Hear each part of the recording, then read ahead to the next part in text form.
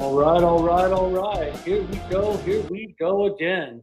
Here we go again. Welcome back. Welcome back. Welcome back, everybody, to another episode of Shoot the Hoot Raw. I'm Chuck from CyberHoot, and this is a show where we leave all that corporate buzzword stuff at the door. We strip all that marketing fluff.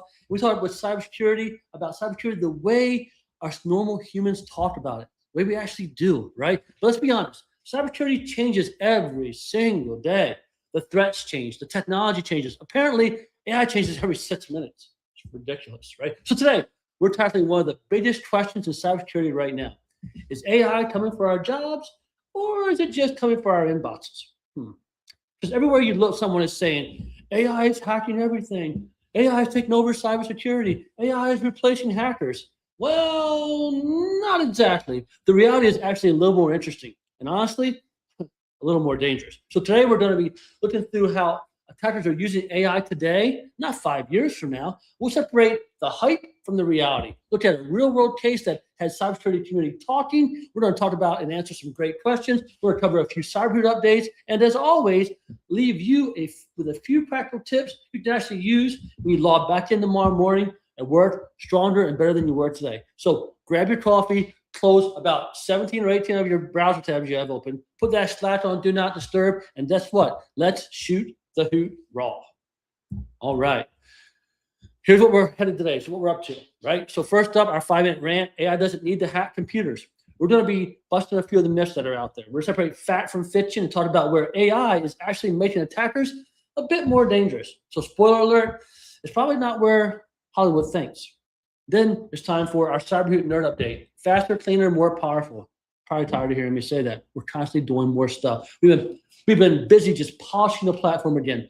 Better performance, smoother experience, some great new custom Hoot capabilities, and plenty of little improvements that make life easier for a lot of our admins. So not necessarily overly flashy stuff, but the kind of updates that you're actually going to appreciate every single day.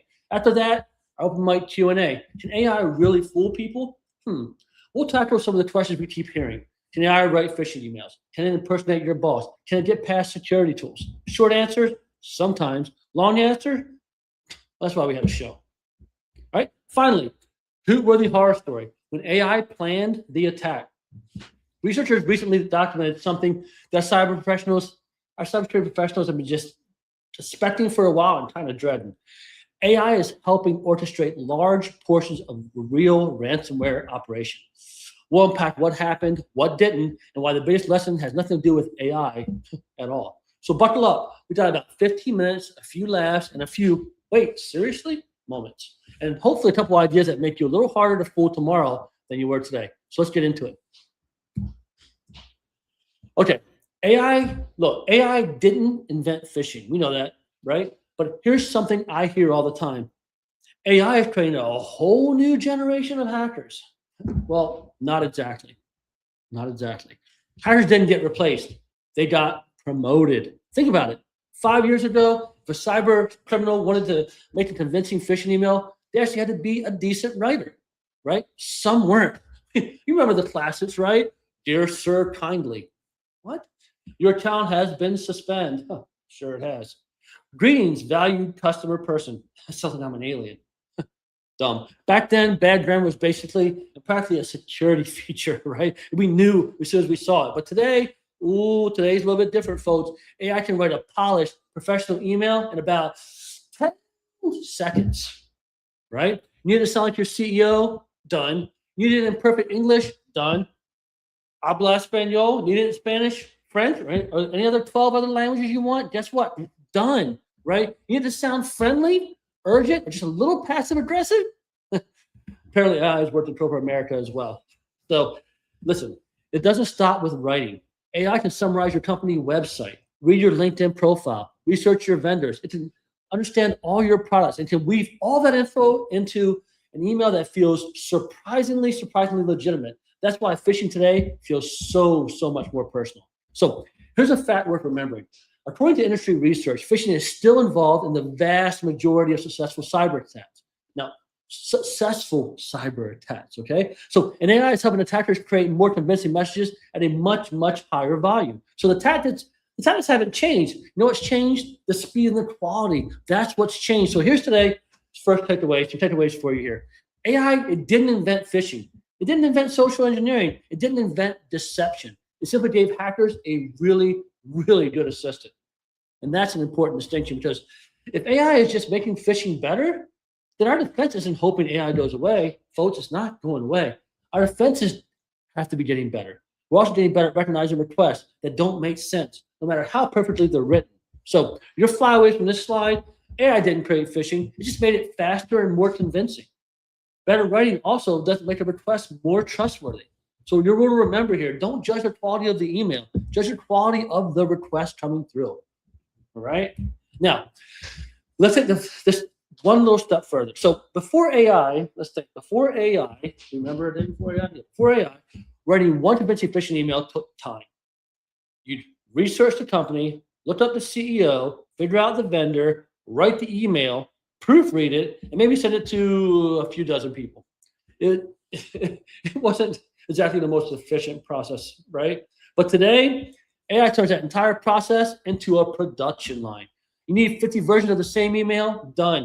You need one for accounting, one for HR, one for IT, one for sales, one for executives. Each one can reference the department, right? Their manager, their software, and even their current projects. Whew. It's like having a marketing department, but except they're marketing malware. And language, that used to be a huge barrier. But so if an attacker, think about it, if an attacker wanted to target companies in Germany, Brazil, Japan, or France, they needed translators, right? They either needed those translators, or you know what they did? They hoped that Google Translate wouldn't embarrass them, right? Nowadays, now we do something like this. We write this email in flawless French. Done. Make it sound like an Australian. Oi, done. Write it like an overly enthusiastic HR manager. Unfortunately, also done. AI makes this it's impersonalization, like it also makes it, I don't know, frighteningly easy. So think about this prompt. Write this like the CEO. Sound like our payroll provider. Reply in the same tone as the last conversation. This is no longer science fiction. This isn't science fiction. Those prompts take seconds and they work, right? Here's the part that should get everyone's attention. The number of attackers hasn't exploded overnight. It hasn't. But each attacker can now produce the work of an entire phishing team. One person can do the work of an entire team. That, my friends, is the real multiplier. So AI isn't creating more criminals. It's making the average criminals dramatically more productive. Think about email spam 20 years ago. It was obvious. It was generic. It was easy to ignore. Now imagine receiving a message that references your manager, the conference you attended last week, the software your company uses, and the vendor that you actually pay every month. That's no longer luck. That's the automation that's being used today. So here's where we are. The biggest change isn't that the phishing got smarter. It's that it's become infinitely more scalable. And when convincing emails become cheap, we're all going to see a lot more of them. So think about this. Recent industry reporting shows that AI-generated phishing campaigns can be created in minutes instead of hours. This allows hackers to produce far more customized lures at a fraction of the effort. So your flyaway from this slide, AI can create thousands of believable phishing emails, not just one. And personalization is no longer expensive, it's automated, right? So remember this Hoot rule. If an email feels personal, verify it personally. Call, message, start a new email. Never trust the personalization by itself. So yes, AI can write the email, right? It can write the email. It can personalize it. It can translate it. It can make it sound like your boss, your vendor, or that one coworker who always says, "Hey, quick favor." But AI still cannot make the final decision. You do. You make the final decision, and that is the part I do not want us to lose. Losing all this AI hype, right? Yes. The technology is better. Yes. The messages are getting more convincing. But the last step still depends on a person deciding to click, reply, approve, send money, or enter credentials. And that means we still have leverage. Not panic, not paranoia.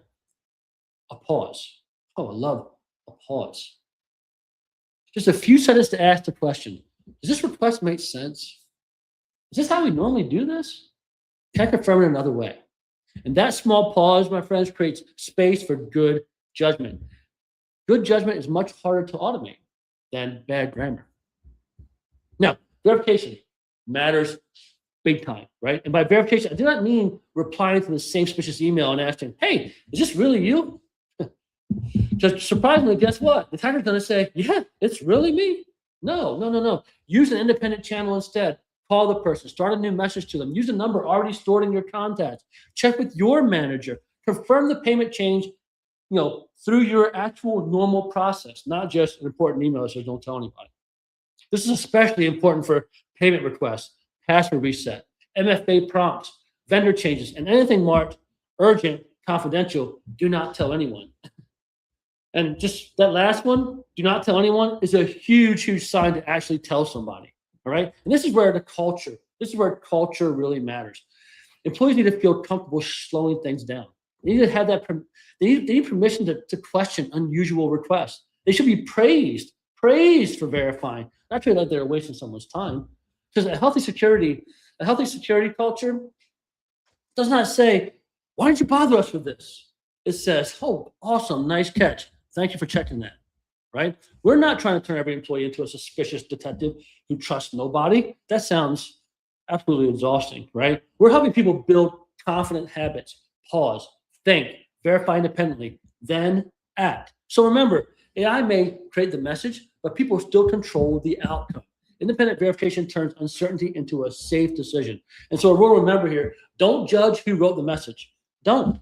Judge what it's asking you to do, and then verify the hell out of it.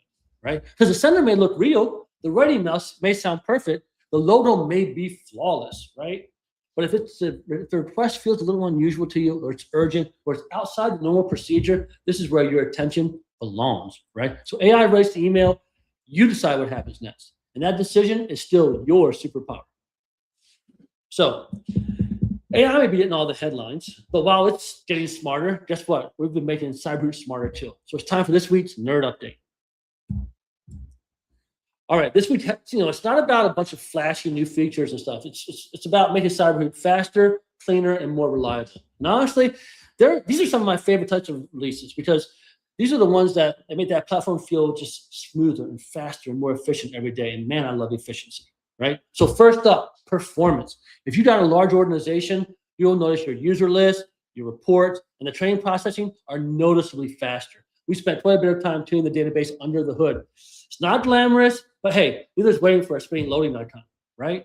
So speaking of a little bit of polish, right? We gave several parts of the platform a facelift. My assignments, Hootfish challenge, email templates, autopilot, and even our action menus all received UI improvements. Nothing dramatic, just cleaner, more consistent, and easier to use. So custom Hoots also got some love this release. Tenant admins can now build their own quiz questions. We've expanded manual attack fish campaigns with custom landing page URLs. We've improved our custom library navigation, and we've tightened up how unpolished content is actually handled. On that security side, which would be really embarrassing if we ignored it, we added more protection against common web attacks. We improved validation around URLs. We strengthened audit logging for Microsoft Entra and Google synchronization. Entra, I don't know. I thought how it's pronounced properly. Please forgive me for saying it the right way once and the wrong way once, right? So we also prevented duplicate users, and we cleaned up several reliability issues throughout the entire platform. And finally, we knocked out a handful of bug fixes, including reporting improvements, policy simulations, scripted downloads, payment setup, and a few edge cases in dark web and attack fish, right? So, and hey, listen, not to sound like Steve Jobs, but one more thing, right? This one's been on a lot of wish lists. We added a custom library under custom Hoots. What does that mean? Think of it as your master library for custom training. You build it once, keep it up to date in one place, and push it out to any tenant you need it for, right? Push it out. One central spot. Love it. So lots of great stuff in there this week, right? And lots more to come as our dev owls are killing it. Those guys are destroying it, right? They're kicking butt. At CyberHoot, we understand that great software isn't just about adding features. It's about making the features you already use work exceptionally well. So, all right. Enough about what we've been improving, right? We've been improving a lot of stuff, but we're always improving stuff and we're always getting better. Let's talk more about what everyone seems to be asking about AI these days. Because whenever I mention AI and phishing, the same three questions come up every single time. It's exhausting. But we're going to answer them. But first, boom. But first, what are we going to do? Be the first to email AI hacks people 10 to ShootTheHoot@cyber.com and get 10% off your next invoice. Type it in, click send, and get that 10. If you're not watching this live, no worries. Email us anyway. I may just give you the 10% off. I'm a nice guy anyway. But remember, the only catch is that you're limited to this discount only once per month. All right, let's keep at it. Out of here, over to our Q&A. All right, so let's not these questions out, right? I keep hearing them. I'm gonna answer them. So, if you have any questions, please put them in the chat. I'll see if I can get to them. All right. So for now, here's a few I have in the queue. Question number 1: Can AI? Let me pop it up here. Boom. Can AI really write phishing emails, or is that just hype? Well, it's interesting because I know we have some developers that were doing some phishing stuff through AI, and AI was kind of fighting back and saying, "Oh, we can't allow you to do phishing. We can't do that." But guess what? You absolutely can use AI to write your phishing emails. And honestly, it's super easy for AI. AI can write emails that are grammatically perfect, well-structured, and surprisingly persuasive in just a few seconds. The scary part isn't that AI can write. It's that it can write better than most scammers ever could. That's the scary part. So yes, AI can 100% write those emails. You can get AI to do it for you. I know it might take a little bit of trickery here and there, but it'll do it. So question number 2. Can AI imitate my boss? Craig here. Sorry, Craig. Anyways, yes, AI can imitate your boss. If someone knows your boss's writing style or simply has a few emails they've sent, then they can ask AI to mimic that tone, vocabulary, and formatting. Now, AI doesn't just magically know how your CEO talks, though. It doesn't just magically know, but give it a handful of examples, it'll just surprisingly, eerily close. Right? So they just need to have a few sound bites that are believable enough that no one thinks to stop to ask questions, right? So just a few things, make that email sound just right, and people want to ask questions. It's crazy. All right, next, boom. Question number 3: Can AI bypass security tools? So listen, not directly. AI isn't sneaking past your email filter like a Mission Impossible, Ian Hunt style. It's not doing it, right? But it does help attackers write these emails that look more natural, avoid obvious red flags, and blend in with normal business communication. So security tools are getting smarter too, though. So we got these emails getting smarter, but our security tools are getting smarter as well. Many now use AI to detect AI-generated phishing. So think of it like an arms race, right? The attackers have AI, the defenders have AI. And right in the middle of that is still you, the human, deciding whether to click or not.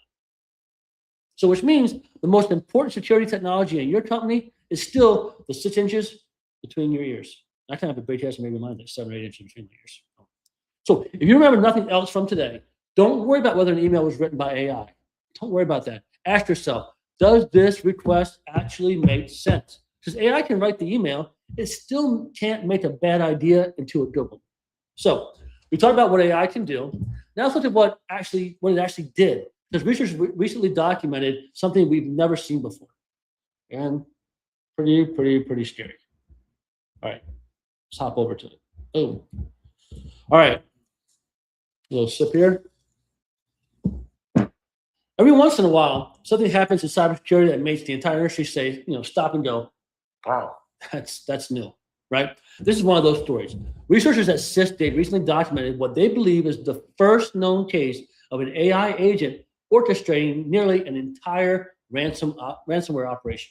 So when I say orchestrating, I don't just mean writing code or drafting an email. The AI handled much of the attack flow, from reconnaissance to credential discovery, lateral movement, encryption, even writing the ransom note. Now, before Hollywood starts, making the Terminator or ransomware edition version, right? Let's keep this into perspective. The AI didn't wake up one morning and decide to become a cybercriminal. A human still chose the target, configured the tools, and launched the operation. The AI handled much of the technical execution after that point. So this kind of reminds me of the first time I met my wife's uncle. And he asked me, so what business are you in? And I said, computers. He said, computers are for criminals. Kind of chuckled. And that reminded him very nicely that, a hammer in a carpenter's hand can create a beautiful deck. But that same hammer in an outraged person's hand, a deadly weapon. He looked at me, he nodded in agreement, and we moved on. right? So go back to the story. 5 years ago, a ransomware gang needed specialists. They needed a person who knew networking, another who could write malware, another who, that would to move through the network and jump around, and then another one who negotiated the actual ransom. Now, one attacker can hand much of that work off to AI. It's like hiring an intern that never sleeps, never takes a lunch break, and happily works through 4,000 tasks without complaining. Although it still does occasionally hallucinate and do some wild stuff. But in fact, in this documented attack, the AI even made mistakes, including, let's check this one out. It made mistakes, including generating an encryption key that wasn't properly preserved, which pretty much meant victims couldn't recover their data even if they paid. That really blows. But that's just not great customer service, even for criminals, right? You gotta do a better job, guys. Right? Here's the important part. The techniques, these weren't revolutionary techniques. The AI didn't invent ransomware. It didn't discover a new magical exploit. It didn't do it. It mostly chained together techniques security professionals have been defending against for years. Finding exposed systems, looking for credentials, moving through the environment, encrypting data, and then leaving a ransom note. What changed was speed and scale and consistency. AI dramatically reduced that time between let's attack this company to, hey, and here's your ransom note, right? Boom, compressed time frame. Now, here's why I think this matters to every business, not just IT departments. People hear AI-powered ransomware and immediately think, we need more firewalls. We need better antivirus. We need another security product. Lions and tigers and bears, oh my, right? These things actually help. They actually do help. But remember something. Every ransomware story usually begins much earlier. Much earlier. It begins with an email, a fake invoice, a Teams message, a fake login page, a password that shouldn't have been entered. If AI can convince one person to click, you may never need to hack anything. The front door is already open. So that's why awareness matters more today than it ever did before. AI is making attackers faster. Our job is to make people wiser. Because no matter how smart AI becomes, it still depends on humans making the final mistake. The humans can also make the final right decision. So remember that AI didn't invent ransomware. It accelerated the workflow. Faster attacks means less time to notice something is wrong. So although technology may start the attack, people still decide whether it succeeds. So the biggest cybersecurity story isn't that AI is getting smarter. It's that humans will still have the power to stop it, right? Now, we've talked a lot. Let's wrap this thing up. So talked a lot about AI today. And if there's one thing I hope you remember, it's this. AI didn't suddenly make cyber criminals smarter. It just made them faster. It made them more polished. And it made it easier for almost anyone to launch attacks that used to require an entire team to do. But here's the good news. There's always some good news. There's always a silver lining, right? Good news here is the one thing AI still can't automate is your judgment. It can't force you to click. It can't make you skip verification. And it can't replace that little voice in your head that says, this doesn't feel right. That's still your superpower. So as AI keeps getting better at writing, let's get better at thinking. So our final flyaways, AI may write the email, but you decide what happens next. And also verify unexpected requests and pause before you click. Remember, the best defense against artificial intelligence is still real human intelligence. So listen, thank you for joining me for another episode of Shoot the Hoot Raw. Share this episode with your friends. Until next time, I want you to laugh, I want you to learn, and also hoot up.